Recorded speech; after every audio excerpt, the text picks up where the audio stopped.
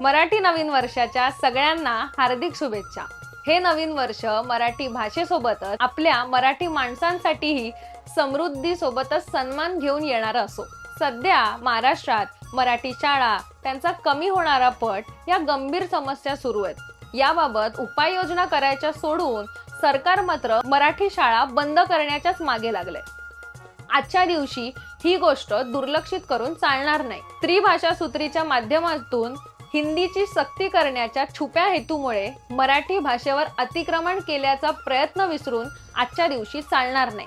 महाराष्ट्रातल्या मराठी माणसाला विकासाचं केंद्रबिंदू ठरवणं तर दूरच, पण इकडच्या मराठी माणसाला आज प्रकल्पग्रस्त होण्याची वेळ आली आहे। भरभराट मात्र उद्योगपतींचीच होताना दिसते। दुसरीकडे वाढवण बंदर, बुलेट ट्रेन यांच्यासारखे प्रकल्प आणून मुंबईला महाराष्ट्रापासून तोडून इथल्या भूमिपुत्रांवर अन्याय करण्याचं धोरण तर सुरूच आहे। जाता जाता एवढंच, मराठी माणूस शोभायात्रेच्या शोभेपुरताच मर्यादित न राहता त्याला महाराष्ट्र हिताचे आणि मराठी हिताचे प्रश्न विचारावेच लागतील आणि मराठी भाषेच्या संवर्धनासाठी एकत्र येऊन लढा द्यावाच लागेल। नवीन वर्षाचा हाच संकल्प करूयात।